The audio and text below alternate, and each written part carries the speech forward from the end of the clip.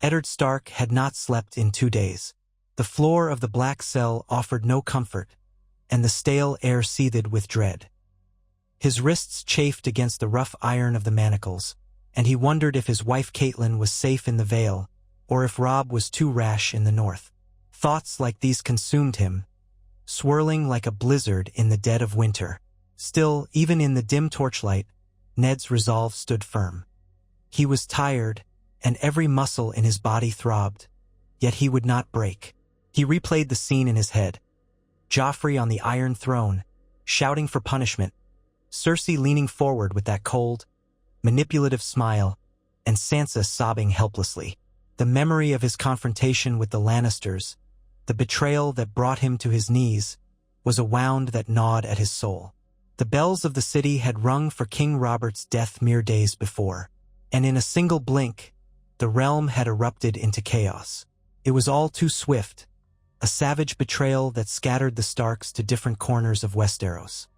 He wanted nothing more than to protect his daughters, to shield them from the serpents of the south. But to do so, he would have to fight for his life in a trial by combat. He never imagined it would come to this, that he, a man of law, a man of honor, would be forced to wager his own life in a bloodsport for the pleasure of a false king. Yet here he was. Ned could almost hear the voice of Robert Baratheon whispering in his ear, an echo from the past. "You're too honorable for your own good, Ned." The words stabbed at him.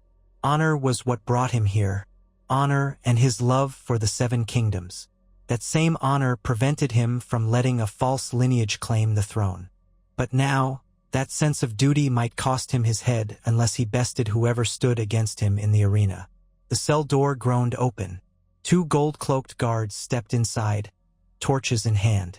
"Lord Eddard," one said, "it's time. Time for the trial by combat. Time for the fevers of fear and valor to coalesce into steel." He rose to his feet, ignoring the protest of his cramped muscles. The guards unshackled his wrists, but the ghosts of iron lingered on his skin, raw and reddened. Ned stood a moment, measuring his own strength. He would need every ounce of it. They led him through winding corridors, up stone steps worn smooth by centuries of boots. The torches flickered in the stale gloom, revealing the scars of the Red Keep's underbelly. Down here, hundreds of men had once waited for their own dooms. He told himself he was different, that his cause was just, yet dread still uncoiled in his gut. At last, he emerged into a courtyard that opened to the sky. It was an arena, improvised for the occasion, flanked by Lannister guards and gathered courtiers. The heat of the sun stung his eyes after the darkness of the dungeon.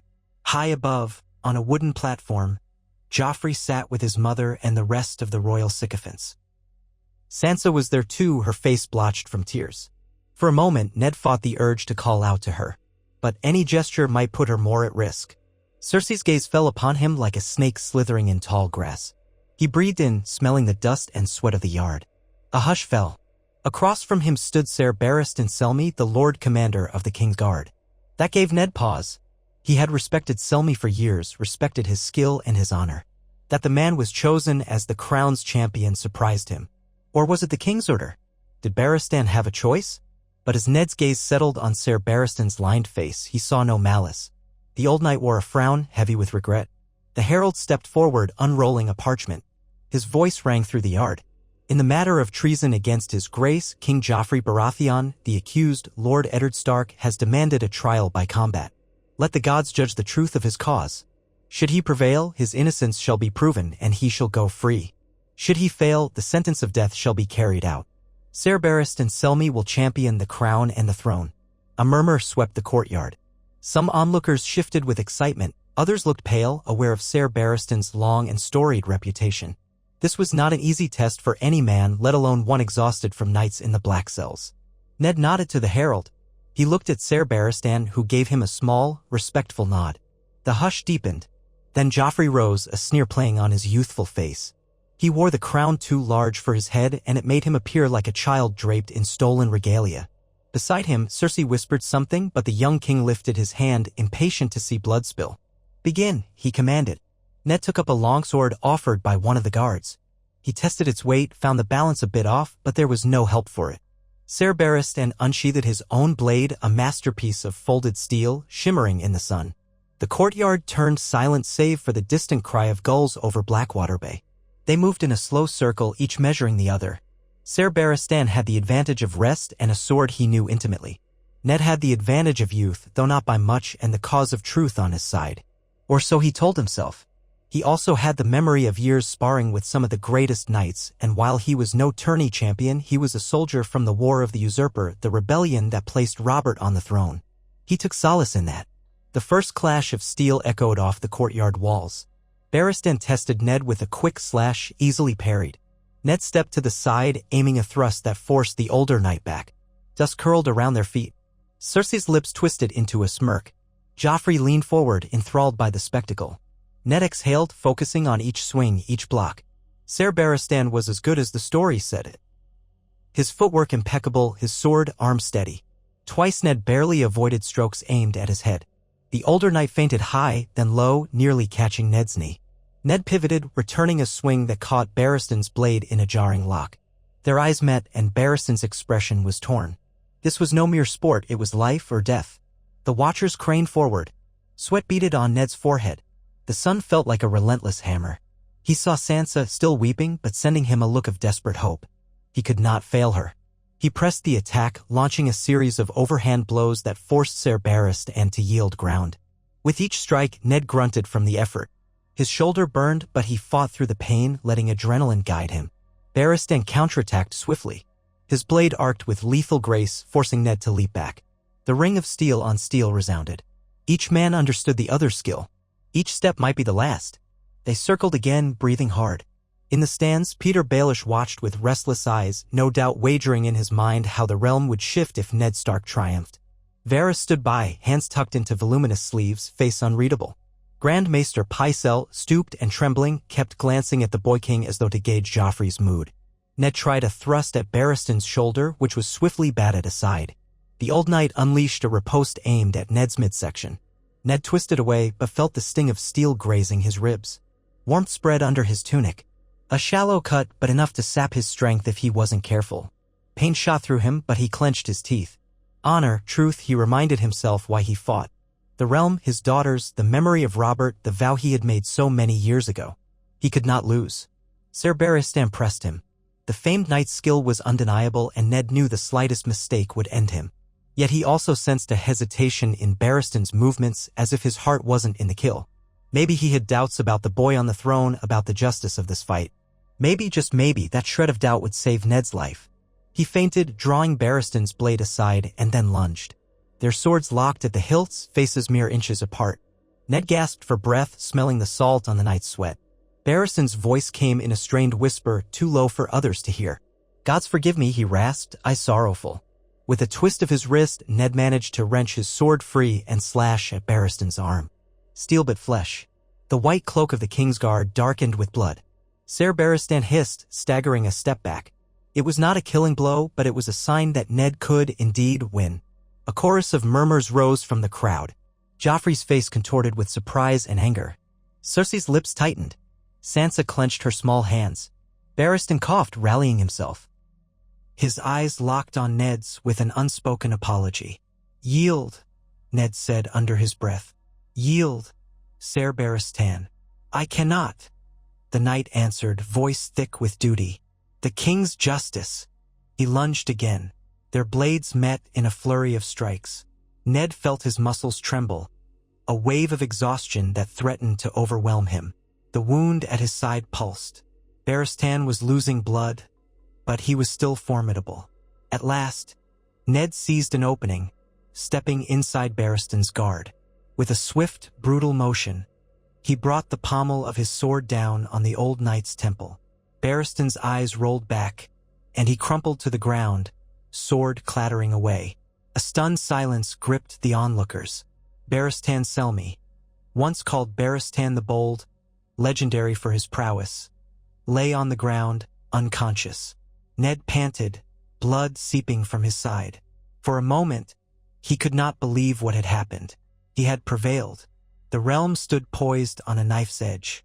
Joffrey jumped to his feet, outraged. "He cheated!" the boy king shrieked. "He must die!" But the rules of trial by combat were older than any king. Cersei stood swiftly, placing a hand on Joffrey's arm to still him. "Your Grace, the gods have judged," she said in a voice quivering with suppressed fury. "Lord Stark is found innocent." The crowd erupted in conversation. Some cheered Ned's name, but more were simply stunned. Sansa sobbed in relief, tears streaming down her cheeks. Ned dropped his sword in the dust, chest heaving. He could feel the weight of the 7 kingdoms shifting beneath his feet.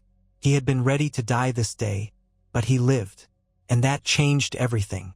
Gold cloaks rushed to Barristan's side, lifting the fallen knight. Others turned to Ned. A hush fell again as Cersei regarded him with narrowed eyes. "Lord Stark," she said icily, stepping down from the platform, "the law grants you freedom, but do not imagine you are beyond the king's displeasure." She glanced meaningfully at Sansa. Ned felt the unspoken threat. He bowed his head, though not too low. "I will respect the crown," he said, "and I expect the crown to respect the law." The tension crackled. Joffrey stormed off and Cersei turned to follow. The courtyard buzzed with chatter. Varys, Pycelle, and Baelish drifted away like specters, each plotting their next move, no doubt. Sansa rushed forward, tears in her eyes. Ned drew her into a fierce embrace, ignoring the pain in his side. They stood like that, father and daughter, in the midst of the crowd. For that single moment they were safe. Still, Ned knew the game was far from over. He had won a battle, but the war for truth, for justice, was only beginning. As he clutched his daughter, he felt the old foreboding. Winter was coming, and with it, storms that would shake the 7 kingdoms to its foundations. The courtyard gradually emptied, leaving Ned and Sansa amid a swirl of whispering courtiers and cautious onlookers. Maester Aemon, visiting from the Wall, had spoken once about the illusions of power, how it was a shadow on the wall. Ned saw that shadow now. Joffrey was king in name, but a puppet in truth. The strings were pulled by his mother and by the swirling conspiracies that haunted the Red Keep like restless spirits. Ser Barristan was carried away for treatment. Many who passed Ned gave him tight smiles or did not meet his gaze at all, fearful of being seen as too sympathetic. In the perilous corridors of King's Landing, kindness could be a death sentence. Still, a few dared nod their congratulations. One of them was a small man with sharp features and careful eyes, Lord Varys. Ned held his daughter close, aware that even in victory he might be walking into a deadlier snare. He looked around for Arya, but she was nowhere to be found. He prayed she was safe and that Yoren, the Night's Watch recruiter, had managed to smuggle her out of the city. But that was a worry for another time. For now he had Sansa at his side, trembling with relief. He gently brushed a tear from her cheek. "We must leave this place," he whispered. "We must return home." Sansa's eyes were wide as plates. "Will the Queen allow it?" Ned did not have an answer. He only knew that staying in King's Landing was a snake pit, and with Robert gone, there was no one to shield them from the vipers. Yet the law was on his side for now. The trial by combat had decreed him innocent. To deny him freedom would be a direct affront to the gods. Cersei might be cunning, but she could not openly defy such a sacred ruling without consequences that could unravel even her power. The gold-cloaked guards parted, and through them strode Peter Baelish, wearing a smirk that was as much greeting as it was warning. "Lord Stark," Littlefinger said in his smooth, mocking tone. "Such a stirring performance in the yard. I had not realized you were so skilled with a blade. Or was it desperation guiding your hand?" Ned regarded Baelish with cold mistrust. "I have no patience for riddles, Lord Baelish." Littlefinger placed a hand over his heart in mock offense. "Riddles? I deal in coin, dear Lord Stark. Hard coin and harder truths. Word travels quickly. Some already say the old gods themselves guided your blade. Others whisper that Ser Barristan held back on purpose. Either way, you've won. And now you mean to leave the city." The question hung in the air. Sansa looked between the two men. Baelish's eyes drifted to her, then back to Ned. "She's gotten older since I last saw her so close," he remarked softly. "Taller. She reminds me of—" Ned's jaw tightened and Baelish let the words trail away, aware he had overstepped. He lowered his gaze in a shallow bow. "Forgive me, my lord. I only meant to say that once you leave, the political landscape here will shift drastically. The Lannisters may not be content to let you go unscathed. If you'd like, I can help smooth your departure." Some well-placed bribes to the right city watchman, a discreet plan to get you out without fuss. If you try to ride away in full daylight, you may find you never passed the city gates. A part of Ned balked at seeking help from this man. Peter Baelish had once betrayed him, standing aside while Ned was taken.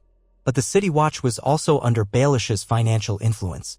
Without his cunning, Ned could be pinned in by Lannister men-at-arms. Reluctantly, he nodded. "I'll consider it." "Consider quickly," Baelish said, eyes flicking toward the Red Keep. "The Queen may not hesitate for long. She might claim your injuries or Barristan's need for more judgment, who knows? In King's Landing, the truth is whatever the powerful decide it is." He glided away, leaving Ned and Sansa in uneasy silence. Then came Varys, his footfalls eerily soft. He inclined his head. "Lord Stark, my sincere congratulations on your victory. The realm needs men of honor. May I suggest you find a healer quickly for that wound on your side?" Ned pressed a hand to the red stain on his tunic. Pain flared. He had nearly forgotten the cut in the tumult.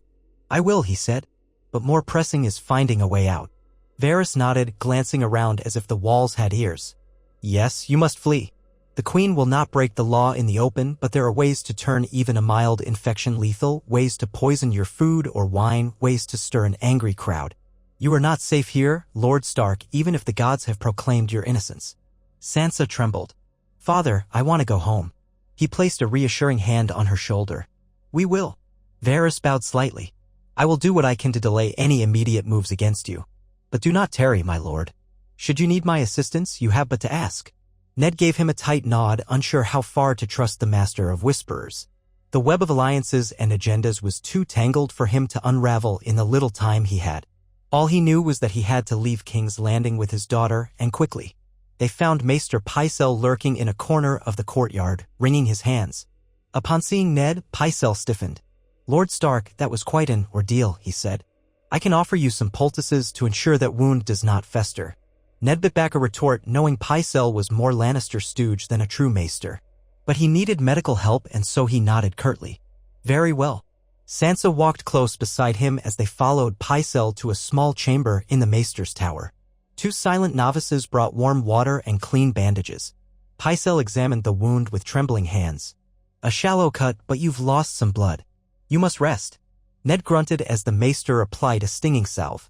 "I'll rest when my daughter is safely away from here." Sansa looked pale, exhausted, but determined to stay strong. Pycelle said nothing further, merely nodded and handed Ned a small vial of milk of the poppy for the pain. Ned tucked it away, knowing he'd need a clear head for what lay ahead. When they emerged again into the corridor, they found a cluster of Lannister guards waiting. At their heads stood the King's Guard, minus Ser Barristan. Ser Marantrant, his expression stony, motioned for Ned to halt. "Lord Stark, the Queen requests your presence." Ned's heart pounded, but he kept his face impassive. "Very well. My daughter." Trant looked at Sansa, and something like pity flickered in his cold eyes. "She may accompany you if you wish."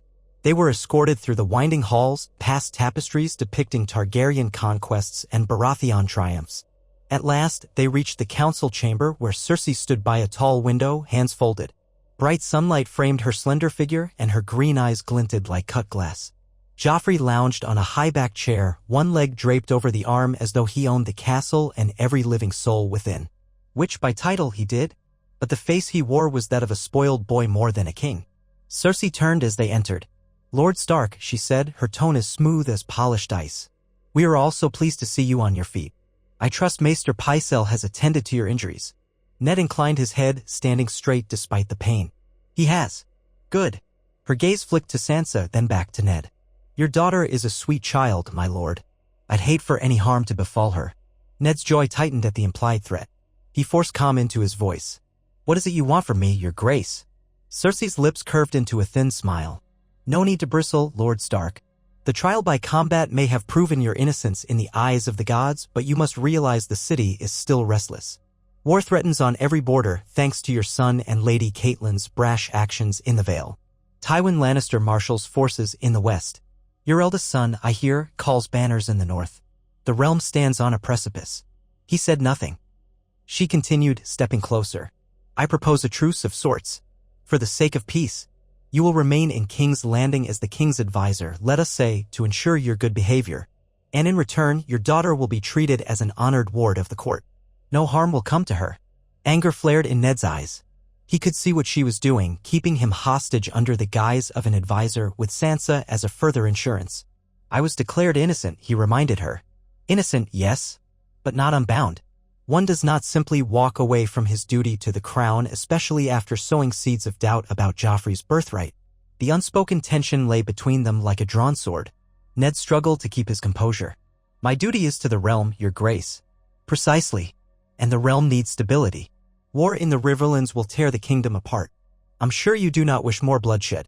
Ned glanced at Sansa, who stood quietly, trembling but resolute. He wanted to take her away, ride north, and never look back. But the queen's words were a velvet shackle. If he tried to leave openly, she would claim he was forsaking the crown, inciting rebellion. The Lannisters would brand him an outlaw and lock Sansa away, or worse. He closed his eyes briefly. He had survived the trial by combat, only to be caught in a labyrinth of politics. And what of my family? He asked at last.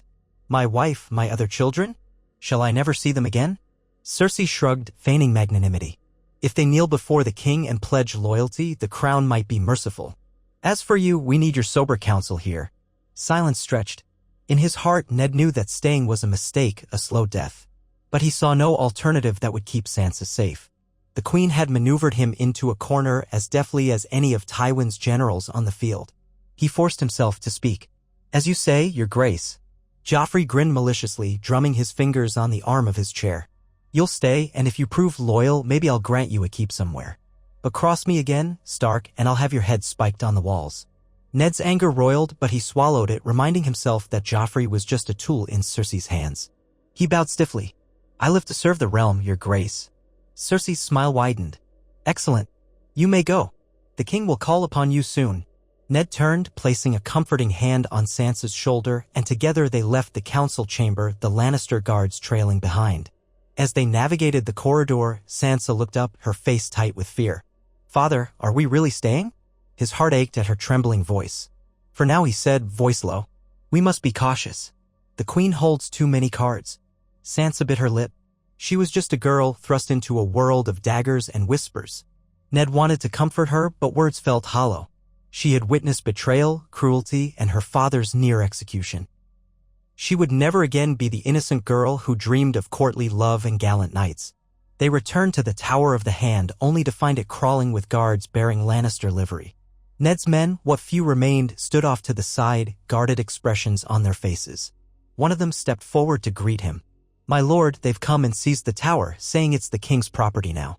Rage flared hotly in Ned's chest, but he forced it down. So it is. In name.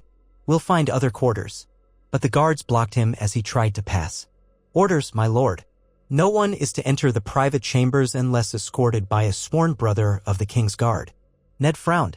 I have personal effects, documents I need for the king's council. You may request them. We'll retrieve them for you, the guard said, his tone deceptively polite. It was a clear attempt to keep Ned under watch and limit his movements. He clenched his fists, feeling the cut on his side throb anew. And my daughter? She may stay with you, of course, the guard replied. But these are the queen's orders for your own protection. The words dripped with forced civility.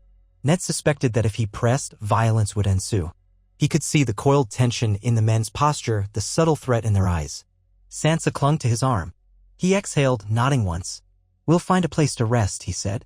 But I'll need clothes, supplies. I'll see what can be arranged, the guard said. And so father and daughter were turned away from the rooms that had once been the seat of Stark power in King's Landing. The Red Keep felt more like a prison with each passing moment. Ned had won a trial by combat, but he was no freer than when he'd been in the black cells. Only the bars had changed from iron to velvet. They were led to a set of modest chambers in a different wing near the top of a narrow tower overlooking the sea.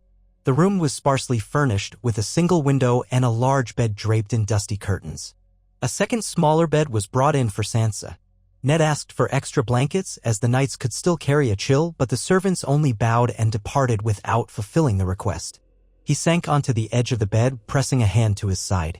Blood had seeped through the bandage, a reminder of how close he'd come to losing everything. Sansa stood near the window, gazing out at the rolling waters of Blackwater Bay. The setting sun cast an orange glow on her hair, reminding Ned of Catelyn's auburn locks. He wished his wife were here, if only so he could draw strength from her presence. Father, Sansa said softly, will Robb come for us? Ned hesitated. If it comes to that, yes. But I pray it does not. War would devour countless lives. The last thing Ned wanted was to plunge the realm into open conflict. If only there was a way to reveal the truth of Joffrey's parentage without inciting bloodshed. But that truth was a dagger pointed at the heart of the Lannisters. They would never let him speak it openly. His only chance might be to gather proof, but time was not on his side. Exhaustion weighed on him. He lay back on the bed, closing his eyes.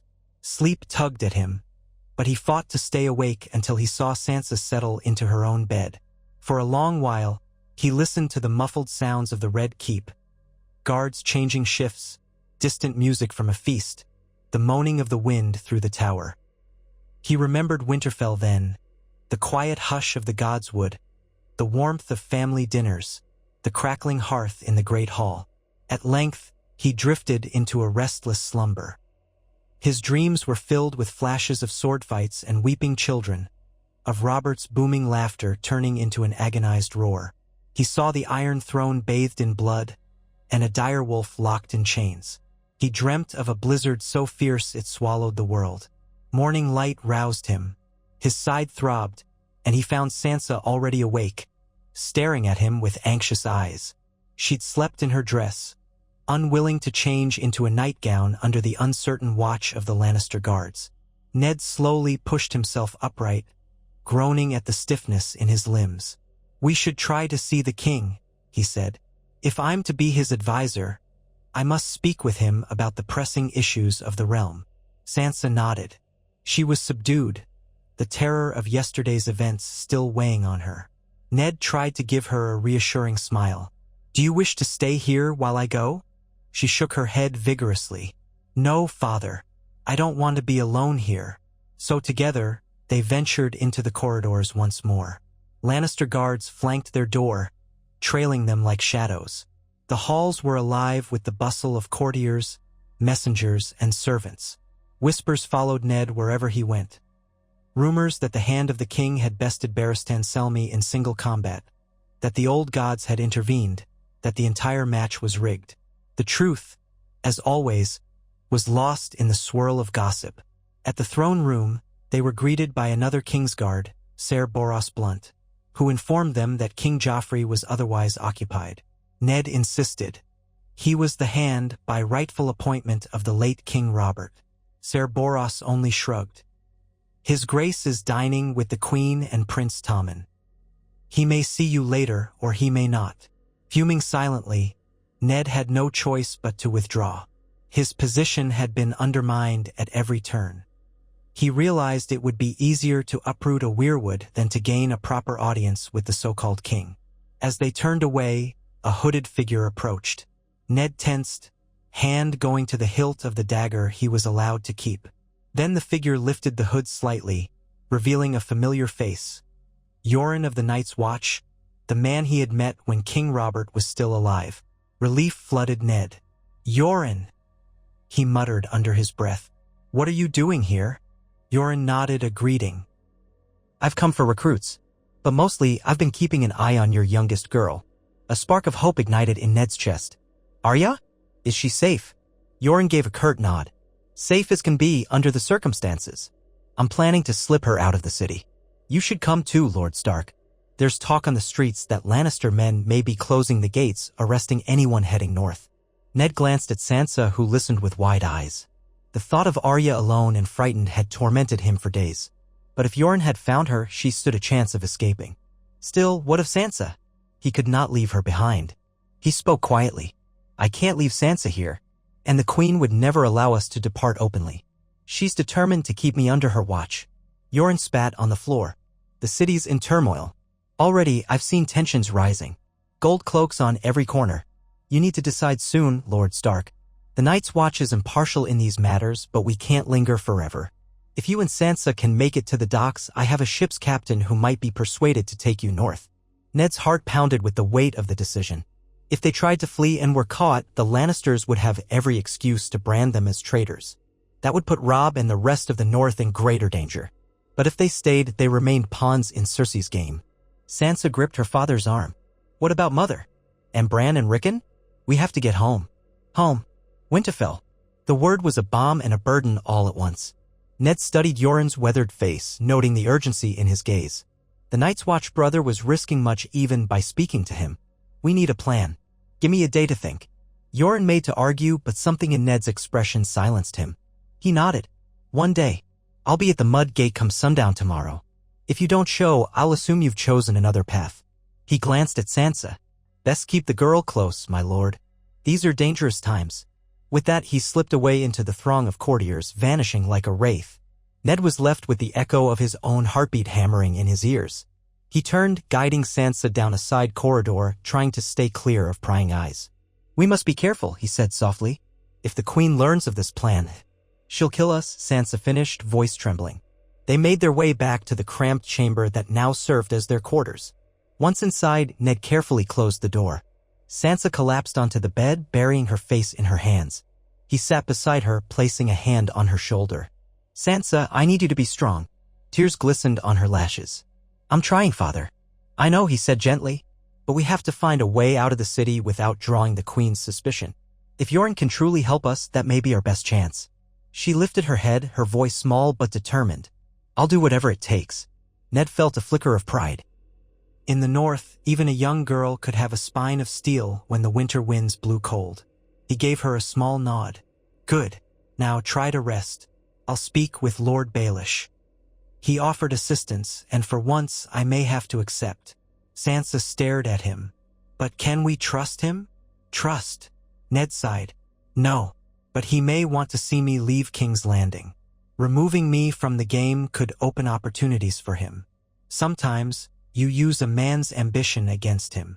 With that, Ned left Sansa in the room and stepped into the corridor, flanked by 2 Lannister guards who seemed bored but vigilant. He walked with measured calm, heading to the small courtyard where Baelish often conducted business. Perhaps Peter's sly cunning might be the key to slipping away. But Ned would rather have faced another trial by combat than place any hope in Littlefinger's hands. Still, he had no choice. Each step he took echoed with the knowledge that time was running out. The next day, at sundown, Yoren would be at the mud gate, waiting. If Ned and Sansa were not there, the chance might be lost forever. And beyond the city walls, war clouds were gathering. The watchers on the walls of Winterfell would soon see the first signs of a coming storm. Honor and duty, justice and truth, how did they fare in the face of cunning and cruelty? Eddard Stark walked on, shoulders heavy with the burden of his choice. He had survived the combat by the gods' grace or by Barristan's hesitation.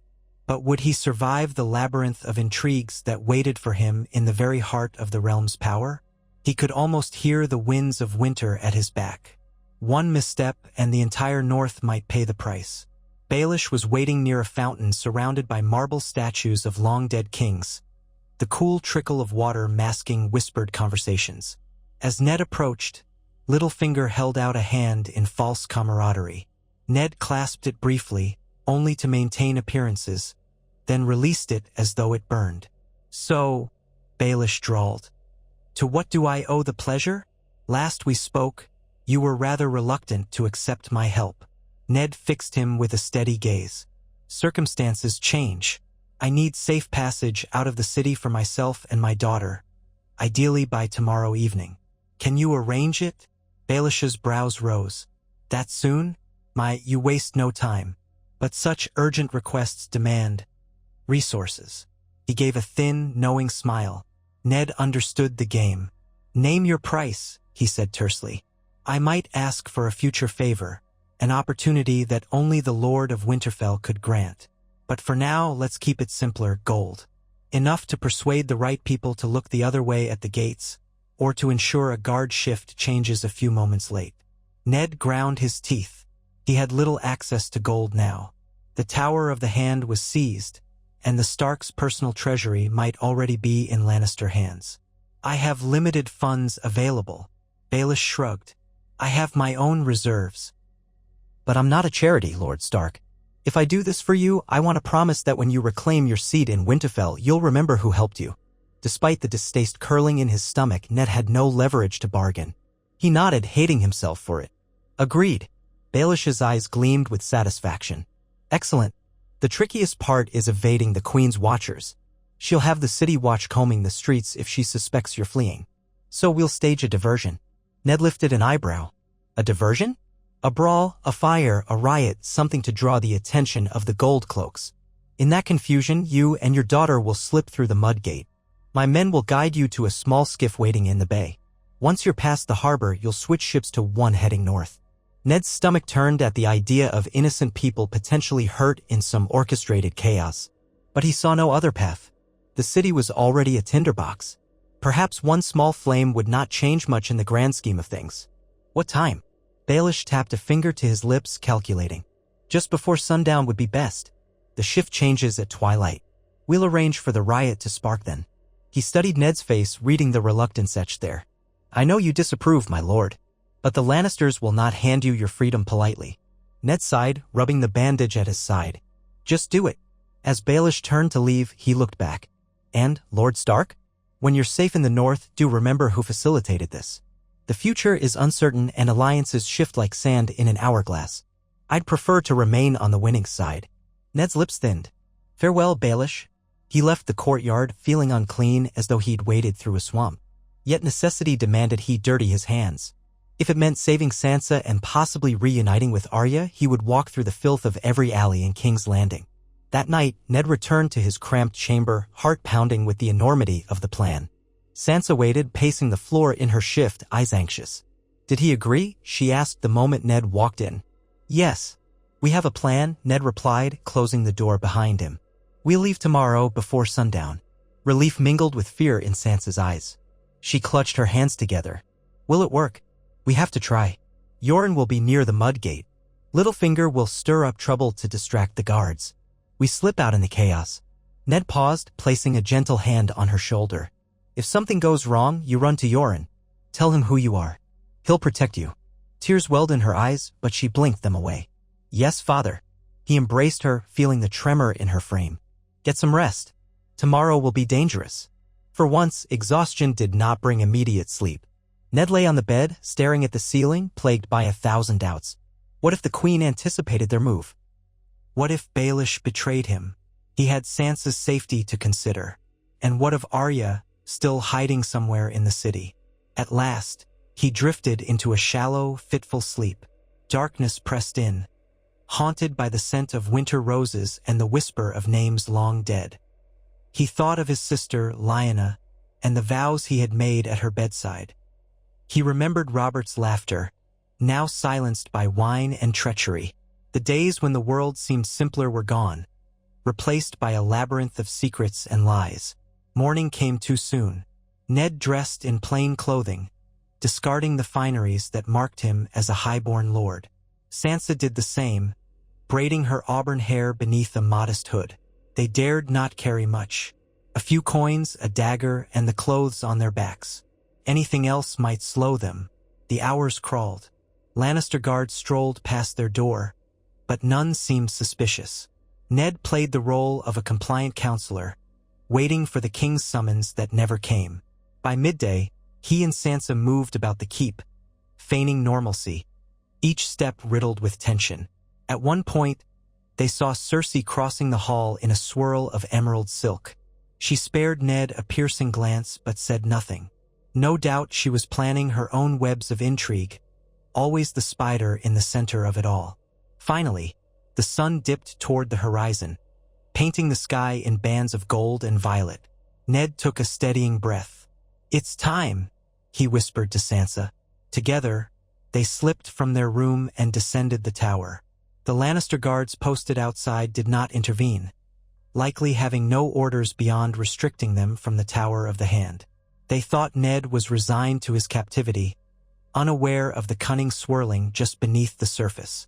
They reached a corridor leading toward the outer ward. One guard followed at a distance.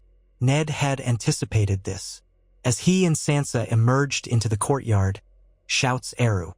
Ted from somewhere near the stables. A sudden flare of orange lit the air. A cart set aflame. Panicked screams rang out as the fire leapt to another wagon. Men ran in confusion, some trying to douse the blaze, others brandishing weapons as if expecting an attack. It was Baelish's distraction. Ned seized Sansa's hand. "Now," he said, They joined the stream of frightened onlookers surging away from the flames, angling themselves toward the mud gate. The guard trailing them was swept up in the chaos. Over the din, Ned heard the clash of steel and angry cries. Somewhere, two brawling gangs had erupted into open fighting. Smoke filled the air, choking and bitter. They wound through the narrow alleys, hearts pounding. Hooded figures waited in the shadows, beckoning them onward. One stepped forward, face partially obscured, but Ned recognized the mocking grin. Baelish. He thrust a small purse into Ned's hand. "For the boatman," he said. "Now go." Ned did not linger to thank him. Sansa clung to his side as they navigated winding streets, the crowd thick with fear. Finally, they saw the silhouette of the mud gate, smoke curling against the twilight sky. Gold cloaks scurried about, half of them diverted by the fire and the riot. A ragged group of fleeing small folk pressed through the gates. Ned and Sansa mingled in, heads low. A few guards yelled, "Stay back!" but confusion reigned. The smell of fish and mud assaulted Ned's nostrils. At the wharf just beyond, Ned spotted a lone figure leaning on a staff, dressed in black. Yoren. The Night's Watch brother ushered them quickly onto a small skiff. The ferryman, a man with salt-crusted hair, muttered a curse about the chaos in the city. Ned handed him the purse Baelish had provided, and the man's eyes lit with greed. Wordlessly, he cast off from the wharf, rowing them into the darkening waters of Blackwater Bay. Sansa huddled close to Ned, wide-eyed at the city lights receding behind them. Fires still glowed, sending pillars of smoke into the sky. The wails and clashes faded to a dull roar. Yoren exhaled, shaking his head. "Seven save us. The capital's a nest of vipers." Ned peered back at the looming walls. He had left behind a swirl of intrigues, but also the realm's seat of power. 1,000 unanswered questions swarmed in his mind. Would the Queen send riders after them? Would Baelish keep the secret of their flight? Would this move provoke the Lannisters into outright war against the North? But for this moment he felt only relief. They were free of the Red Keep's suffocating grip. The waters of the bay rocked the skiff gently, and he held Sansa's hand as though anchoring her in a safe harbor. "We'll find Arya," he murmured to Yoren. "You have her, don't you?" Yoren shifted, avoiding Ned's gaze. "Not exactly. The lass has gone her own way since I warned her to lay low. But I've eyes on the street. We'll make for the place I told her to meet me if she ever had to run. With luck, she'll be waiting." Ned's heart clenched, but he forced himself to stay calm. Arya was resourceful, more wolf than lady, and part of him believed she could survive on her wits. He prayed the belief was not in vain. They reached a larger ship anchored farther out, a merchant cog that flew no banners. The ferryman guided them alongside. Ladders were dropped, and Yoren climbed first, then lent a hand to Sansa. Ned followed, ignoring the burn in his side. The deck smelled of tar and damp wood. A few sailors stood about, eyeing them warily. The captain, a barrel-chested man with a patchy beard, ambled over. "This the lot, then?" he asked in a low voice. "We set sail for White Harbor on the evening tide. But if them Lannisters close the harbor, we'll be stuck." Yoren tossed him another small purse. "We've come this far. Don't fail us now." The captain weighed the coins in his palm, grunting assent. "Weigh anchor," he bellowed. The crew sprang into action. Sails were loosened, ropes coiled, and the ship creaked as it caught the evening breeze. Ned stood at the rail with Sansa, watching the faint glow of King's Landing dwindle behind them. He couldn't help but feel the pull of sorrow at what he was leaving behind, thousands of souls caught in the spiderweb of royal politics, a kingdom perched on the brink of war, and Arya lost among the alleys, if not for Yoren's tenuous plan. But he also felt an immense flood of relief. Cersei's cage had not closed around him. He was free, for the time being, and heading north to the land he knew best. There, amid the towering pines and the snow-capped mountains, perhaps he could rally his bannermen and prepare for whatever storm was coming. The memory of that trial by combat flitted through his mind, steel clashing with steel, Barrist and Selmy's torn expression. He had survived by the narrowest margin. The gods or fate or Barristan's own conscience had intervened. Sansa leaned her head against his shoulder. "Father, will we really be safe once we reach the north?" He wrapped an arm around her. "Safer," he said, though he knew safety was a fragile thing. War might come to the north too if the realm fractures. But at least in Winterfell they held the advantage of home ground. The sails caught the wind. The ship glided across the bay, black water shimmering under the moonlight. Ned let his gaze drift upward. The stars were clearer than they ever appeared in King's Landing, and they reminded him of Winterfell nights. A sense of fierce determination filled him. He might have left the south in turmoil, but he would gather the north. He would find Arya and see his family whole again if the gods were merciful. Far behind them, the capital burned in small pockets of riot, a prelude to the greater flames that might consume the Seven Kingdoms in the days to come. Eddard Stark closed his eyes, feeling the wind on his face, tasting the salt on his lips. He had won his innocence through blood and sweat, and now he was free to shape the destiny that awaited him. Whatever trials lay ahead, he would face them with the same unyielding honor that had guided him all his life. The North would answer the call, and the Stark words rang true in his mind. Winter is coming. But so was Eddard Stark, and he would face that winter on his own terms. Eddard Stark stood at the prow of the merchant cog as the fires of King's Landing receded into a distant glow, swallowed by the greater darkness of the sea. The night air was cool on his bruised skin, and the waves lapped at the ship's hull with a steadiness that almost lulled him into a sense of ease. But his mind would not rest. He kept replaying the events that had led him here, the fateful trial by combat, Ser Barristan and Selmy's regret-filled eyes, the Queen's threats, Baelish's sly assistance, and the frantic flight through the mud gate. It all seemed unreal now, like some feverish dream. Yet the coppery taste of danger still lingered on his tongue. He leaned against the wooden rail, feeling the give of the salt-stained planks. Sansa had taken a small cabin below, trying to sleep off the exhaustion of days spent in mortal fear. Yoren occupied a cramped space near the fore, out of the cruiseway, though his presence brought Ned some measure of comfort.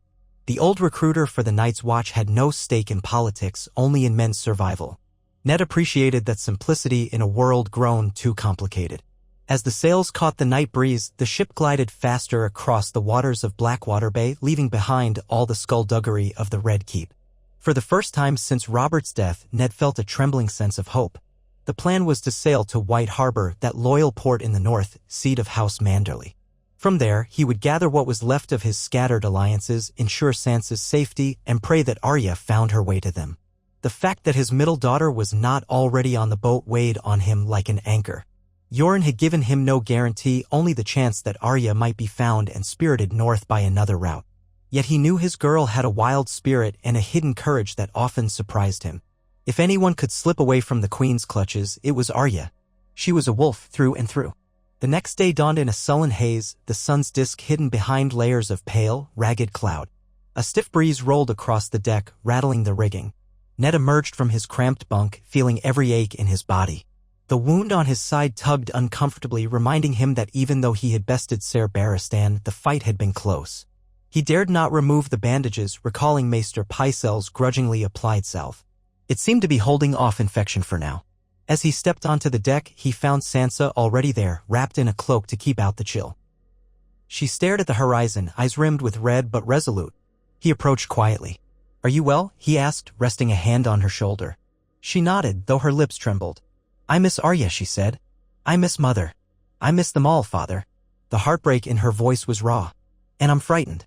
Even though we're free of the city, I can't stop thinking about what might happen next. Will Mother be safe in the Vale? Will Bran and Rickon be safe in Winterfell?" Ned squeezed her shoulder. "I would give anything to protect them. One day soon, Sansa, we will all be together again. This I promise." She looked down at the deck. "Joffrey said he'd have your head if you ever crossed him again. How can he reach us in the north?" Ned let out a slow breath. "He can't, not easily. But his mother might try. War looms whether we want it or not. We must be prepared for that." He looked at her wan face and forced a small, reassuring smile. "Remember who you are. You are a Stark of Winterfell. That means something. We have loyal bannermen, and many houses in the north owe fealty to our name.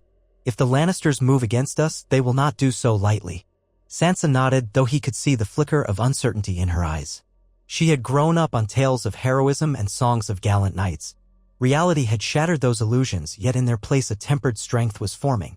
She might never be the same bright-eyed girl who'd arrived at King's Landing, but perhaps she would be something stronger and wiser in the end. They sailed for 3 days, skirting the coasts to avoid any Lannister patrol ships.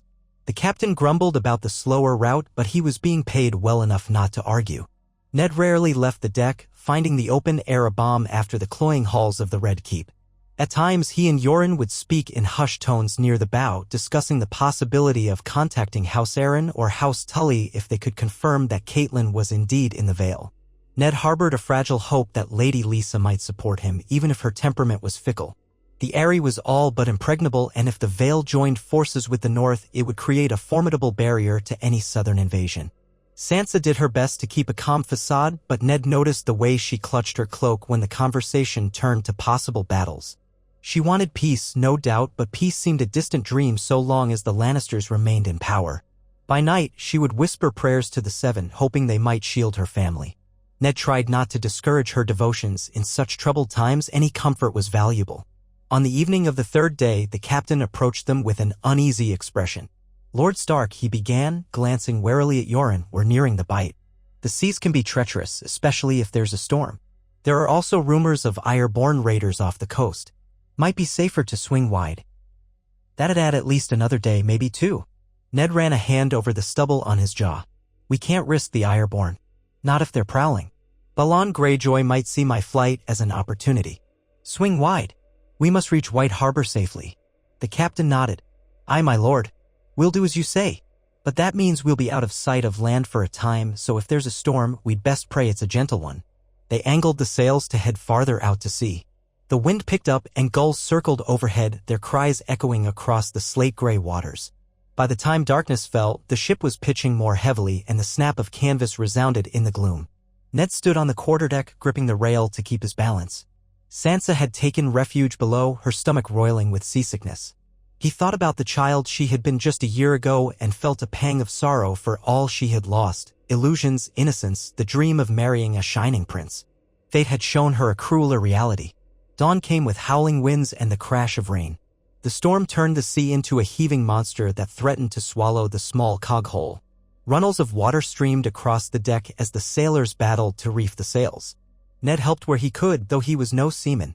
Each time a wave broke over the prow, he tasted salt and fear, worried that the next crest might send them all to the watery depths. A day and night, they fought the fury of wind and wave, the ship creaking ominously under the strain. In the small hours of the next morning, the gale finally relented, leaving them battered but afloat. Sansa emerged, pale and shaking. "Father, I prayed all night. I thought the sea would devour us." He held her close, feeling her tremors. "We endured. The storm has passed." Yoren spat over the rail.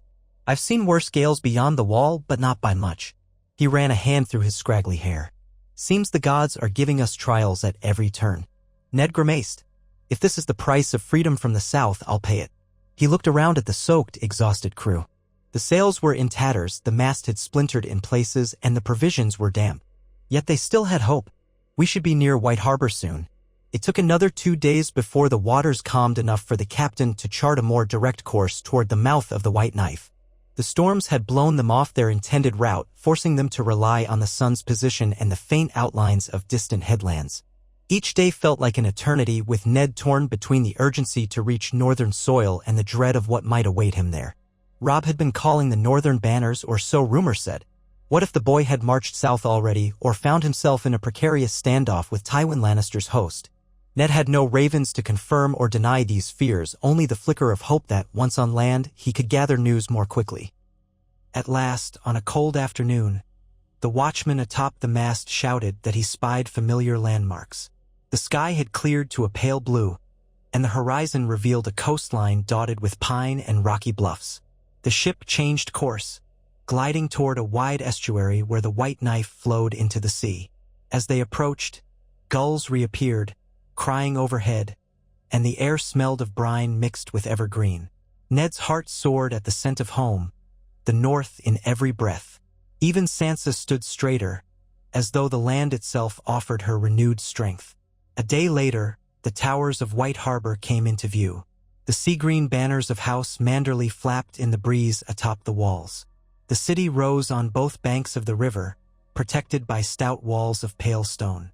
Ned saw the bustling quays and piers, ships of various sizes packed in tight. A bell rang from one of the harbor towers, signaling the arrival of their vessel. His throat tightened at the sight. Here, at least, he would find some measure of safety among folk loyal to the Starks. and perhaps the news that Lord Eddard lived would rally hearts that had feared the worst. The cog glided toward a berth where dockhands stood ready to tie the lines. Ned thanked the captain and promised that House Stark would remember his service. Then he and Sansa disembarked, Yoren at their side. The old Night's Watch recruiter wore his black cloak despite the dampness, and a few curious onlookers glanced at him, but most eyes went to the tall, grim-faced lord who walked with a bandaged side. Whispers spread quickly across the wharf. Lord Stark, the Hand of the King. He was said to be a prisoner. Word traveled faster than any raven when borne by the tongues of fishmongers and sailors. Within the hour, they were met by a contingent of Manderley guards, their tabards bearing the white merman sigil. At their head stood Ser Marlon Manderley, a broad-shouldered knight in his middle years, face scarred from some old conflict. He bowed deeply to Ned, the corners of his eyes crinkling with astonished relief. "My lord, you are a sight for sore eyes. We had feared the worst after news reached us that you had been condemned a traitor in King's Landing." Ned inclined his head. "Treason was the king's lie. I was found innocent by trial of the gods, and I have escaped the city. My daughter and I need refuge. Will you take us to Lord Wyman?" Ser Marlon gestured for them to follow. "At once, my lord. The city belongs to House Stark as much as it does to House Manderley, and we will see you safely to our keep. Lord Wyman will be overjoyed to learn of your return." They traversed the streets of White Harbor, passing tall stone buildings interspersed with wooden houses and markets. The city hummed with commerce, from busy shops to open-air stalls brimming with fish, grains, and northern crafts. News of Ned's arrival raced ahead, and people lined the way, some shouting greetings, others simply gawking. A few even dropped to a knee as he passed. Sansa kept her hood pulled low, though she still snuck glances at the crowd. She looked overwhelmed, but there was a spark of pride in her bearing. This was part of the North, and the North remembered. The Merman's Court, Lord Wyman's keep, was a massive structure that rose above the waterline near the mouth of the river. Its walls had been fortified over centuries, giving it the appearance of a fortress rather than a mere city estate. They crossed a broad stone bridge and were admitted into the courtyard, where stable hands took charge of the horses and carriages that had followed. Ser Marlon led them inside, the grand halls echoing with hushed murmurs as stewards and servants realized who had arrived. Tapestries depicting naval battles and feasts in the old days hung on the walls. At last, they reached a wide, ornate door carved with the Manderley sigil and were ushered into the audience chamber. Lord Wyman Manderley rose from his cushioned seat, his bulk impressive. He was a large man, not just tall but broad, with a belly that spoke of his love for hearty meals. Yet for all his size, his expression was sharp, his eyes bright with intelligence. A groomed mustache curled around his lips, and his rich robes were trimmed with white fur. He moved to greet Ned with surprising grace, bowing low. "Lord Eddard, I hardly believe my eyes, and Lady Sansa, too. By the gods, this is a happy day for the North. We heard so many dire tales, your imprisonment, your slated execution. Yet here you stand." Ned returned the bow. "Lord Wyman, I owe you thanks for receiving us. The rumors of my death were nearly realized. The Queen and her son would have taken my head, had not the gods judged differently." Wyman's gaze flicked to Ned's bandages, to Sansa's weary face, and to Yoren in his black cloak. "You have a story to tell, I'm sure, and I have some news for you as well, news that concerns the entire North. But first, let me offer you rest and hospitality. You look in need of comfort and care." Ned glanced at Sansa, who was drooping with fatigue despite her best efforts to stay poised. He nodded gratefully. "A place to rest and some nourishment would be most welcome. We have sailed through storms and trouble, and we have not had a proper meal in days." Lord Wyman motioned for a steward. "See to Lord Eddard's needs at once. Prepare rooms for him and his daughter. Summon the maesters to tend his injuries. And you, brother of the Night's Watch, we shall not forget your part in this. White Harbor honors those who keep the realm's protection." Yoren nodded in gratitude. "I'm no lord, but I thank you." Wyman then turned back to Ned. "When you are rested, we must speak. The North stands at a crossroads, and your arrival changes everything." Ser Marlon and several attendants escorted Ned, Sansa, and Yoren down a corridor to a suite of chambers that overlooked the harbor. The rooms were comfortably furnished with thick tapestries and glowing hearths that banished the autumn chill. The large windows let in the crisp sea air, and Ned felt an ache of relief at being on solid ground again. Immediately, a maester came to redress his wound, clucking with disapproval at the condition of the bandages. Sansa was shown to an adjoining chamber where a warm bath awaited. Once he was alone, Ned sank onto a chair by the hearth, letting the maester finish cleaning and binding the cut on his side. The flicker of the flames cast dancing shadows across the walls, and despite his exhaustion, he found his mind racing. He was finally free from the south, but he had arrived in a north that might already be half at war. Robb could be marching with the Bannermen, or Catelyn could be mustering support in the Vale. The Lannisters would not stand idle after his escape. No doubt they would brand him an outlaw, urging the realm to see him as a rebel. He needed to move swiftly, to gather allies, and to confirm the loyalty of the lords. He also needed time to heal and to ensure Sansa recovered from her ordeals. Thoughts of his other children weighed heavily on him. Arya was hopefully on her way north with help from Yoren's friends. Bran and Rickon were in Winterfell, presumably under the watchful eye of Maester Luwin and Ser Roderick Castle. Jon Snow was at the wall, sworn to the Night's Watch. He also thought of poor, sweet Rickon, still so very young, perhaps not fully grasping the danger they all were in. If the Lannisters decided to strike at Winterfell in retaliation, would the castle be prepared? The maester finished with the bandages and offered Ned a mild tonic for his pain. Ned accepted, though he feared to dull his mind too greatly. Still, when he lay down on the bed, weariness took him. His eyes closed, and for a time he drifted into a deep slumber. He woke to find the sun lower in the sky, the shadows lengthening. Servants had placed a tray of food on a nearby table: bread, sliced ham, cheese, and a pitcher of warm cider. The aroma roused his hunger. After days of uneasy ship provisions, the taste of fresh bread and properly cooked meat felt like a feast. He was in the midst of finishing the meal when Sansa came in, looking clean and more rested than before.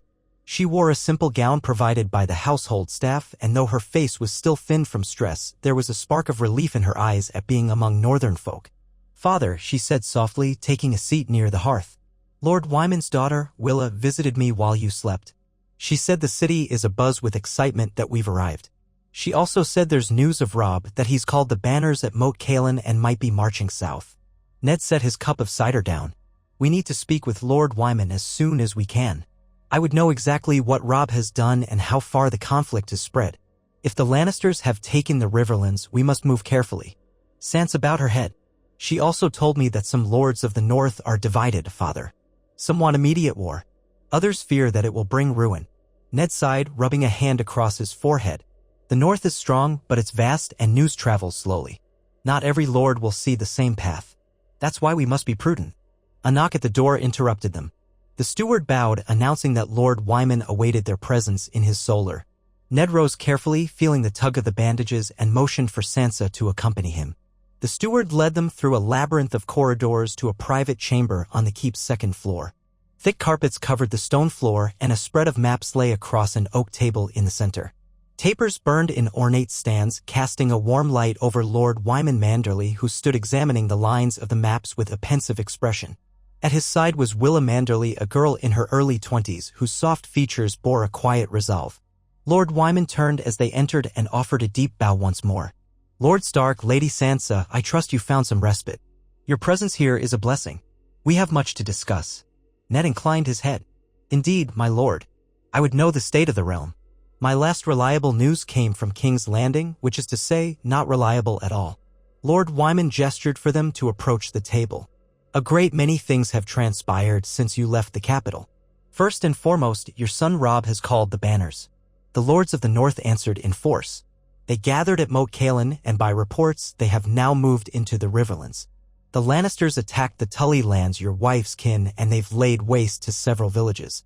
Hoster Tully is old and bedridden in Riverrun, so much of the Riverlord's leadership falls to Edmure Tully, your wife's brother. It appears your son marched south to defend them." Ned felt his stomach knot. So the war has already begun. The Lannisters burn the Riverlands and the North responds.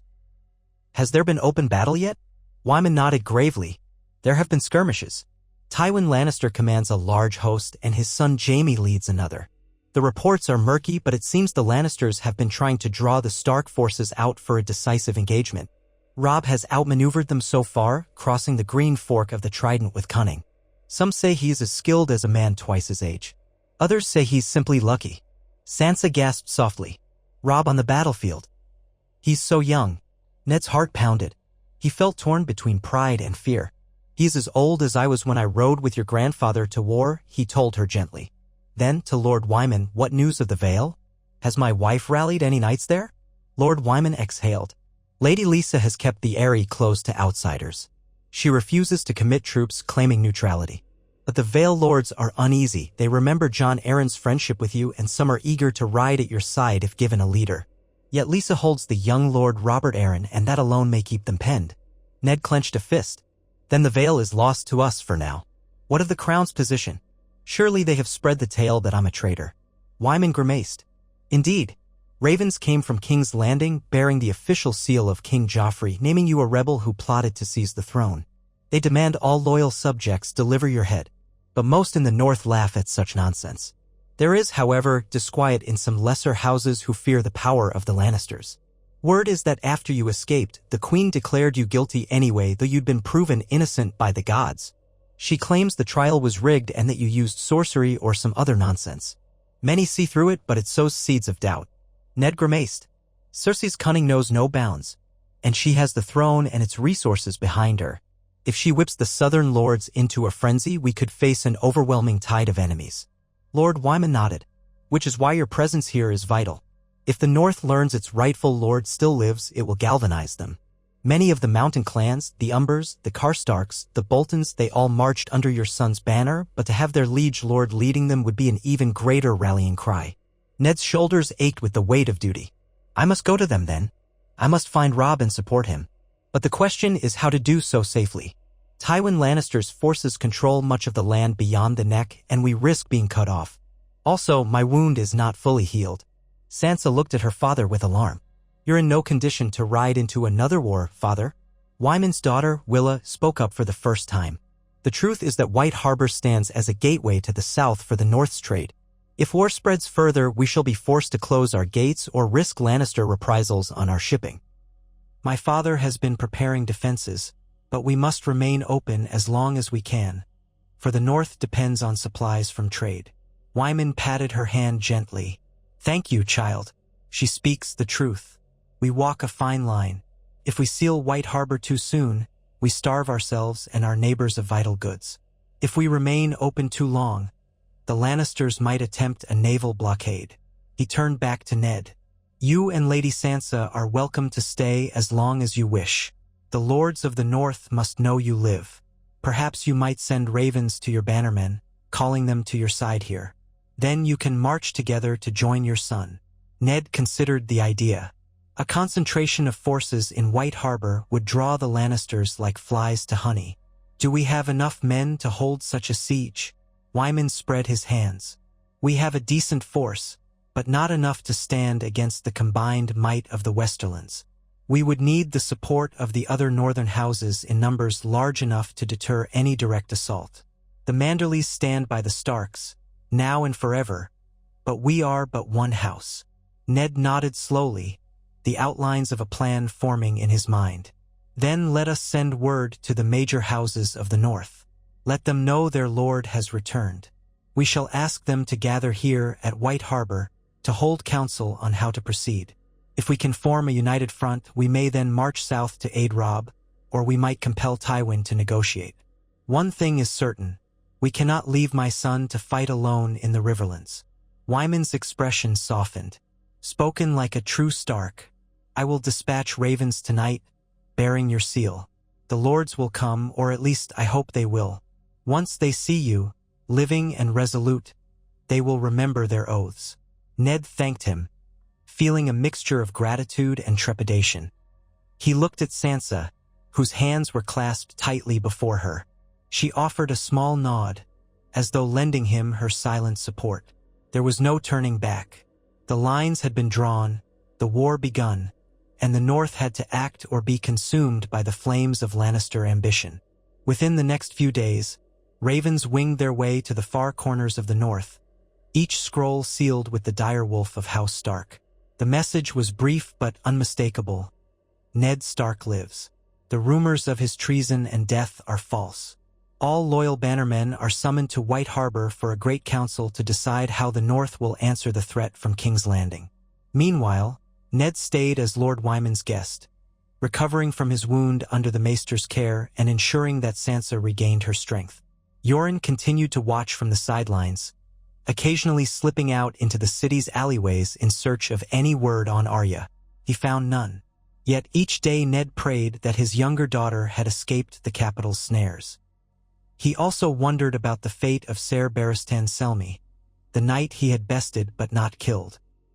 Had Barristan awakened to further punishment by Joffrey?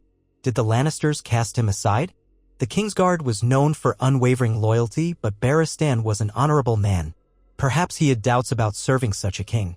Ned could only guess, for the South was now another world, sealed off by miles of contested territory and swirling rumors. As the days passed, the first bannermen began to arrive. A small retinue of Serwyn men led by a grizzled captain appeared in White Harbor, echoing thanks that their lord was alive.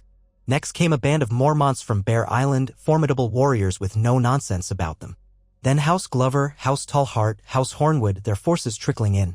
Each group brought news of the battles along the Green Fork, where Robb Stark had reportedly outmaneuvered Jaime Lannister, capturing the Kingslayer himself in a daring ambush. Word of that victory spread like wildfire, invigorating the North with newfound hope. Yet Tywin's main host remained undefeated, still ravaging the Riverlands. When Ned heard of Jaime's capture, a swirl of emotions seized him. Pride in Robb's cunning, relief that the Kingslayer was taken, and apprehension at how Tywin might respond. The Lannisters would never let such a blow go unanswered. Even as more lords arrived, Ned worried that they might be too late to aid Robb if Tywin cornered him. Finally, after nearly 2 weeks, White Harbor's great courtyard swelled with the banners of half a dozen northern houses. It was not all the might of the North, far from it, but enough to hold a council, enough to set the course. Lord Wyman arranged a gathering in his feasting hall, a long table set with enough chairs to accommodate the new arrivals.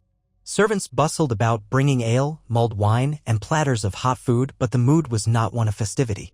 A grim determination filled the hall as men who had marched through the neck told stories of burned villages, butchered small folk, and the cruelty of the Lannisters on the battlefield. Ned presided at the head of the table, seated next to Lord Wyman. Sansa was not present. He had asked her to remain in her chambers, not wanting her exposed to the unvarnished brutality of war. The assembled knights, lords, and captains looked to Ned with a mix of awe and relief. They had believed him lost, and his sudden return felt like a sign from the old gods. But the burdens that came with leadership pressed heavily on him. He stood to address them, leaning slightly to avoid pulling on his healing wound. "My friends, you have my thanks for answering this call. You have come from across the North to gather here, in defiance of those who would see us kneel to a false king. You all know what happened in King's Landing. They accused me of treason, condemned me to die, and would have taken my head had I not proven my innocence by the old laws. Yet the boy King Joffrey and his mother ignore the gods' judgment and spread lies about me still." A ripple of disgust traveled through the men. Some cursed under their breath. Others simply glowered, hands resting on sword pommels.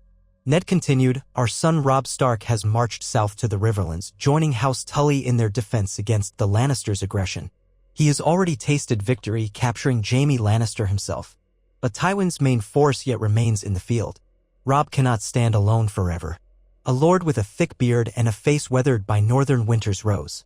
Ned recognized him as Lord Glover. "My lord, if we muster our forces here, can we make haste to join Robb before Tywin corners him?" Ned pressed his lips together. "That is our aim. However, we have no word on Tywin's current movements, only scattered rumors. He may try to lure Robb into open battle. Or he might march north himself, seeking to pass the Twins or the Neck. We must be prepared for any strategy." Lady Mormont, a tall, muscular woman with fierce eyes, slammed her fist on the table. "Bear Island stands with House Stark. We'll follow you into the hells themselves if you ask it. But we can't just sit here fretting. We should gather every able-bodied man from Winterfell to the last hearth and march south, crush Tywin between our host and Robb's." A chorus of agreement rose, though some lords murmured about leaving their homes defenseless. Ned held up a hand for silence. "Hear me, my lords. War demands cunning, not just ferocity. If we march south too hastily, we might leave the path to Winterfell unguarded. The Lannisters may strike at our heart. We must leave enough men to secure the north in our absence. An older man with a severe bearing, Lord Hornwood, rose next. I propose we dispatch half our assembled force south at once to meet Robb. The rest we keep here, gathering reinforcements and guarding against any flanking maneuver. White Harbor is a natural mustering point, and Lord Manderley's men know the terrain. Once the second wave is strong enough, they can march to bolster our first force. Murmurs of assent circled the hall. Ned weighed the plan. It was risky, dividing forces, but it might also allow for a quicker response. If half their host reached Robb in time, they could tip the balance in a key battle. Then the second half would follow, potentially crushing any retreating Lannister force. He turned to Wyman. What say you, my lord? This is your city, your vantage point. Would we be vulnerable to an attack by sea if too many men march south? Wyman folded his hands over his substantial belly. The Lannisters are not known for their naval might. The Ironborn are a threat, but their raids are seldom open invasions. I can hold White Harbor with fewer men if need be, provided we keep vigilant. I support Lord Hornwood's suggestion. Ned let out a breath and nodded. Very well. We shall do this in 2 phases. Those who are ready to ride will depart in 4 days' time, led by a capable commander. The rest will remain to protect the city, gather additional forces, and follow as soon as possible. In the meantime, we'll send scouts and outriders south to gather better intelligence on Tywin's movements. A hum of agreement swept the table, followed by practical discussions of provisioning, supply lines, and potential routes. Ned's mind swirled with details. As the rightful Lord of Winterfell, he must oversee the strategy, but his wounds still nagged at him, and he knew he could not personally lead the first wave south unless the Maester cleared him. Pride warred with prudence in his heart. He wanted to stand at the head of his men the way a Stark always had. Yet the realm might be better served if he recovered enough to lead the main force. At last, the meeting concluded. The gathered lords rose, some to return to their retinues, others to remain in smaller groups, planning further. Ned lingered, speaking with each in turn. When finally he left the hall, he found Sansa waiting in the corridor, anxiety etched on her face. She opened her mouth as if to speak, then hesitated. Sansa, he said gently. What troubles you? Her gaze flicked to the double doors of the feasting hall, then back to him. I hear them talking about war, about battles and sieges. I've been so afraid, father. I can't help but think of all the blood that will be spilled. He put a comforting hand on her shoulder. War is a terrible thing. I wish we could avoid it, but the Lannisters have left us no choice.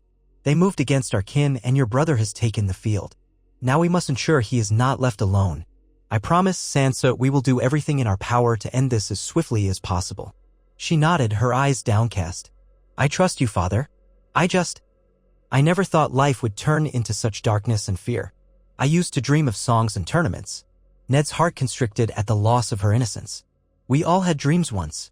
But we are of the north, Sansa, and winter tests us. We must endure. She swallowed hard, then straightened her spine as though summoning courage. I will do my duty. If there is anything I can do to help, even if it's just writing letters or giving comfort to the wounded, I will. He gave her a small, proud smile. That would be a great help indeed. Morale is as important as steel. And I know your kindness can give strength to those who need it. The next days were a flurry of activity. Arms and armor were distributed to men from every corner of the north, blacksmiths labored round the clock to mend gear, wagons were loaded with grain and salted meat, and ravens soared with messages.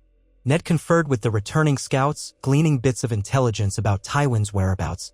Reports suggested Tywin was still near Harrenhal, that black ruin on the God's Eye, but no one was sure whether he might soon march to face Robb or attempt another gambit. The Maester frowned at Ned's wound, cautioning him against riding for at least another week, lest he tear the stitches. Ned, chafing at the delay, reluctantly agreed. In the end, it was decided that Lord Hornwood would lead the first wave of volunteers and more mobile troops south, while Ned remained in White Harbor for another fortnight to continue healing and to gather a second wave. Lady Mormont and several other fierce bannermen would accompany Hornwood, ensuring a solid command structure. On a brisk morning, horns blew across the city to signal the departure of the first force. Ned and Sansa stood atop the walls, watching as nearly 3,000 men marched out in ordered ranks, standards held high. Direwolf banners flapped alongside the sigils of Mormont, Glover, and Hornwood. Townsfolk lined the streets, some cheering, others watching in solemn hope. Ned's throat tightened at the sight. He prayed the gods would guide these men safely to Robb's side and that together they might prove strong enough to repel the might of the Lannisters. As the dust of the marching column settled, Ned turned to the tasks at hand. He and Lord Wyman spent hours in council refining plans for the second wave, determining which additional lords might arrive, which outposts needed more men, and what strategies would best serve them if the Lannisters attempted a naval or coastal assault. Outside the city walls, new recruits trickled in daily. Some were green boys yearning for glory, others grizzled veterans of past skirmishes. Most were simply farmers or fishermen who had taken up arms, spurred by news of Riverlanders being tormented and burned out of their homes. Amid this hectic atmosphere, Ned still found time to walk along White Harbor's quiet wharves, scanning the horizon for any sign of an approaching ship that might bear a certain brown-haired girl with a needle in her hand. But no word came of Arya. He tried not to despair, clinging to the hope that she was with Yoren's compatriots. Each evening, he prayed in whatever semblance of a god would he could find. A small courtyard with a heart tree grown from a cutting. Its white bark and red leaves reminded him of home, of the old gods in the true gods' wood of Winterfell. He would lay a hand on the trunk, close his eyes, and let his memories drift back to simpler times. 1 week passed, then nearly 2. His wound gradually improved, the swelling eased, and the maester removed the stitches at last. The northern lords who had stayed behind chafed to leave, but waited on Ned's command. Each day more men trickled in, Karstarks from the far east, men from the mountain clans near the Vale border. Even a small band of Flints arrived, rugged men who claimed to have news of wildling raiders stirring in the far north. Yet that was a distant concern compared to the Lannisters. Finally, the time came to depart. The second wave had grown to nearly 4,000 men, with supplies enough for a sustained campaign. Ned stood before them in his armor, sword at his side, the Stark banner flying overhead. Sansa watched from atop the walls again, her face drawn but resolute. This time, Ned would march with his men, rejoining the tide of war that he had once known in Robert's rebellion. But he did not do it for glory or for conquest. He did it out of duty to protect the North, to rescue the Riverlands, and to free the realm from Joffrey's tyranny. Lord Wyman clasped Ned's hand in parting. "Go with the gods, Lord Stark. White Harbor stands ready to support you in whatever may come." Ned gave a solemn nod. "You have my gratitude, my lord. Should the city come under threat, send word, and I will do all I can." Before mounting his horse, Ned went to Sansa, who had descended from the wall. She wore a heavy cloak against the chill wind. He placed a gentle hand on her cheek. "You'll stay here under Lord Wyman's protection. He has assured me you'll be safe, and you can continue to help with the tasks of the keep. You must trust him as you trust me." She closed her eyes briefly, then gazed up at him with a mixture of worry and resolve. "I will, father, but please be careful. Bring Robb home and yourself too. Bring everyone home." He pulled her into a tight embrace. "I will. By the old gods and the new, I promise." He stepped away and climbed onto his horse, pain flickering in his side but not enough to deter him. He raised a hand in farewell, then signaled to the column. The horns sounded, and thousands of boots and hooves began their slow march out of White Harbor. The road south stretched before them, and beyond that, the fires of war. Yet for all the uncertainty and danger that lay ahead, Ned felt a renewed clarity. He was where he needed to be, leading the North, standing against tyranny, striving to reunite his family. They pushed south across the plains and rolling hills, every mile taking them closer to the Riverlands. Scouts ranged ahead, ensuring no enemy outriders lurked. Most peasants they encountered were glad to see the direwolf banner, though their faces showed the strain of poor harvests and fear of an impending war. Some villagers shared rumors of Tywin mustering near Harrenhal, others said he was marching west to face a threat from Highgarden. The swirl of stories was dizzying, and Ned knew better than to trust them all. He relied on his own outriders to piece together a credible picture of the Lannister movements. On the 10th day of marching, an exhausted rider bearing the sigil of the Tully Trout galloped into camp. He nearly collapsed from his horse, mumbling hoarsely for Lord Eddard. Ned hurried forward, kneeling by the messenger's side. The man's eyes were bloodshot and his face streaked with sweat and dust. He coughed, fighting for breath. "My lord from Riverrun," the messenger rasped. "They need you. Your son cornered Tywin. Red Fork, the battle, it could be any day." Ned pressed a waterskin to the man's lips. "Slowly, man. Take a breath. What of Robb?" Is he well? The messenger's eyes flickered. He was well when I left, but Tywin's force is large. They're pinned near the Red Fork. If reinforcements don't arrive soon, they could be overrun. Ned's heart lurched. He gently gave the man another drink, then rose, looking around at his gathered captains. We march harder. No more slow pace. We make for the Riverlands with all haste. They pressed onward at a grueling speed, men and horses alike tested to their limits. Each day, Ned silently urged them to go faster. He had to reach Robb to help him stand against Tywin's might. If the young wolf fell, the North would be plunged into darkness. There would be no negotiation, no peace, only the Lannisters' vengeance. The roads were rough, often little more than muddy tracks through farmland, and the autumn rains turned them to sludge. Supply wagons fell behind. Men grumbled at the pace, but Ned's steel-eyed determination kept them moving. At last, they reached the outskirts of the Riverlands, passing charred farmsteads and blackened fields. Smoke still curled from the remains of some villages. The people here had suffered cruelly, torn between rival armies. Ned's men gave what aid they could, leaving behind small caches of food and promises that relief would come. Some of the peasants stared with haunted eyes as though they no longer believed in rescue. Their fear fueled Ned's resolve. This torment had to end. Finally, on a damp morning, Ned's outriders returned with news. They had spotted large Lannister encampments a few miles farther south, near a bend in the Red Fork of the Trident. The faint thunder of drums and horns carried on the wind mingled with the clamor of steel.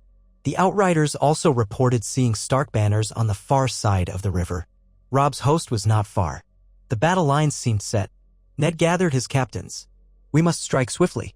If we can drive a wedge into Tywin's flank, Robb can press from the other side. With luck, we can break the Lannister lines and force a rout. But we must coordinate with my son. Lord Karstark, a tall man with sorrow etched into his face from past losses, nodded fiercely. Aye, my lord. Let us go. The Lannisters won't expect another Stark force from the northeast. This could be our chance to smash them. Ned dispatched a small party of riders under a white flag to seek contact with Robb's lines, hoping to plan a coordinated assault. In the meantime, he positioned his forces along a wooded ridge, out of sight. The ground was sodden from recent rains, the river swollen and sluggish. The men set camp with minimal fires to avoid detection, and every face shone with tension. For many, it would be their first real battle. For Ned, it was a return to a grim part of life he had hoped never to revisit.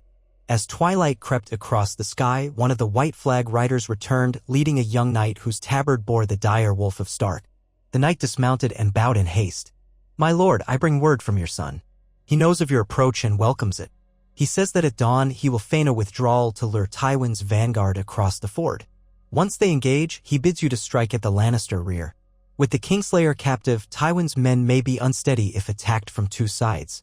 Ned nodded, a spark of pride kindling in his chest at Robb's strategy. Tell him we will be ready. At dawn, the North unites, father and son. The knight inclined his head and departed. Ned looked around at his gathered captains, seeing the same mix of excitement and fear. Prepare the men. We march at first light. Let the outriders remain vigilant through the night for any Lannister spies. Night fell, heavy with tension. Ned walked through the silent ranks, offering a steady word or a nod to the men huddled around small cookfires. Many recognized him from Winterfell or from other visits around the north, and they took courage from his presence. He felt their faith in him like a weight upon his shoulders. He tried not to dwell on the knowledge that, by midday tomorrow, many would lie dead or dying. War was a merciless devourer of dreams. He paused at the edge of the camp where the tree line began, thinking of Sansa in White Harbor, of Arya wherever she might be, of Bran and Rickon in Winterfell. He remembered each of their faces, each innocent laugh, each quiet moment by the hearth. That was what he fought for, the future of his family, of the North, of a realm free from the malice of the Lannisters. Lifting his eyes to the moonlight shimmering through the branches, he murmured a prayer to the old gods, calling upon them to watch over his son, to guide his sword, and to spare as many men as they could from the slaughter to come. Dawn came in a veil of mist that clung to the riverbank and the reeds. The sound of distant horns drifted across the water. Ned roused his captains, and the men formed ranks in near silence. Armor clanked, horses snorted, but no one shouted. They all knew stealth and surprise were their best weapons. Through the thinning mist, Ned glimpsed a portion of the Lannister camp, rows of tents, lines of mounted knights, the flash of gold on shields. Farther beyond, across the ford, he caught a hint of Stark banners. That was where Robb would be, feigning withdrawal soon. He mounted his horse and rode down the line, giving final orders to each unit. Archers were to hold fire until the Lannisters were fully engaged, spearmen to form up behind them, cavalry to remain on the flank until the signal to charge. Lord Karstark commanded the left, Lady Mormont the center, and Ned himself would lead the right flank, seeking to roll up the Lannister line. Every detail had been set the night before, but it steadied the men to hear it again. A hush fell as the sun edged above the horizon. Then, faintly, they heard a mighty roar from the far side of the river. A signal from Robb, presumably. Ned tensed in his saddle, hand on the hilt of ice, his great sword, newly returned to him by loyal men in White Harbor. He could practically feel the thunder of thousands of feet and hooves on the other side of the ford. For long minutes, it was all muffled chaos in the mist. At last, a Lannister horn brayed from the camp near the river, answered by another from deeper in the lines. Shadows in gold cloaks began surging forward, streaming toward the crossing. Ned's heartbeat pounded in his ears. He waited for the perfect moment, that window when Tywin's men were fully committed. The Lannister foot soldiers advanced, crossing the shallow part of the river with splashes that broke the mist. War cries pierced the air, swords glimmering. He could only imagine how Robb's lines withdrew just enough to bait them forward. Then, with a savage shout, Ned drove his cavalry forward. The north erupted from the fog, thousands of voices raised in the direwolf's howl. Archers loosed volleys of arrows that rained down on the unsuspecting Lannister rear. Swords and axes flashed. The clash of steel reverberated across the riverbank. Horses screamed as they galloped into the press of men, lances lowered. Ned felt the shock of impact as he struck a Lannister knight, unhorsing him in a burst of water and mud. Another came at him from the side, but Ned pivoted, swinging ice in a lethal arc. Gold and crimson parted beneath the ancient steel. Some Lannister troops reeled in confusion, trying to form a line to face the sudden onslaught. Others turned and fled back across the ford, only to meet Robb's vanguard pressing in from the opposite side. Ned spotted a Lannister banner toppling into the river, cut down by northern spearmen. The water ran red. The stink of blood mingled with the earthy tang of churned mud. All around, the fog was shredded by the chaos of men grappling and dying. He pressed forward, fighting his way deeper into the Lannister ranks. He caught glimpses of northern shields. Bears, trees, suns, and moons intermixed with the dire wolf, forging an unstoppable tide. To his left, Karstark's cavalry hammered the Lannister flank. To his right, Lady Mormont's infantry locked shields and advanced methodically, hacking down any who resisted. In the distance, Ned saw the distinctive white cloak of one of Tywin's knights, possibly a Kingsguard sworn to guard the Lannister presence. The knight fell, trampled under a surge of northern horses. The Lannister lines buckled. Suddenly, a horn blew, a keening note of desperation. The Lannister center began to fold, men scrambling to retreat across the ford. But the water was thick with bodies, and Robb's forces closed in from the opposite bank. They were pinned. Ned urged his horse onward, cutting down a standard-bearer who tried to rally the Goldcloak troops. With each heartbeat, the Lannister force fractured more. Some threw down their swords, pleading for mercy. Others fought to the bitter end. Everywhere, the cry went up, the king in the north. The young wolf. The victory had come quickly, as much due to surprise and cunning as to valor. Ned could scarcely believe how swiftly the Lannister force broke. Perhaps Tywin had grown overconfident, or perhaps the capture of Jaime had sapped their morale. Whatever the reason, the Lannister host was in full retreat, streaming away from the ford with the north in hot pursuit. Ned ordered his captains to maintain discipline, not to chase too far. The goal was to shatter the main body of Tywin's army and link up with Robb. Amid the swirl of confusion, a contingent of northern riders recognized Ned and formed around him, escorting him toward the center of the battlefield. His sword arm ached, and he felt warm blood trickling down one gauntlet. He wasn't sure if it was his own or another's. Bodies lay strewn in the mud, Lannister and Northern alike. Through the haze of smoke and fog, he saw a banner with a gray direwolf approach, carried by a rider wearing a wolf's pelt. As the rider drew near, Ned's heart leapt. It was Robb, astride a tall destrier, his young face spattered with mud and blood but alive and triumphant. "Father!" Robb called out, disbelief and elation mingling in his voice. He reined in his horse, and they regarded each other across the ruined field. Then Robb dismounted, and Ned did the same, ignoring the protest in his side. They came together, father and son, clasping arms in the midst of broken spears and fallen men. Ned felt tears threaten as he gripped Robb's arm. "My boy, I feared for you." Robb's gaze shone with relief. "I thought you were when we heard you were taken. I'm so glad you're here." They embraced, two Starks in the heart of war, the direwolf banners fluttering overhead. Around them, northern soldiers who witnessed the moment let out a ragged cheer, their spirits uplifted by the reunion. Blood and mud stained their tabards, yet hope burned bright in their eyes. When they finally pulled apart, Ned looked at Rob's face, seeing a weariness and determination that had not been there before. The boy was gone. This was a young lord now, tempered by battle. You did well, Rob. Capturing Jaime Lannister, and now this victory. The realm will speak of your cunning. Rob shook his head. It was not just me. We have good men, loyal men, and the Tully forces fought bravely. But Tywin is still out there, gathering the remnants of his host. We must stay vigilant. Ned nodded. Then we will face him together. The North stands united.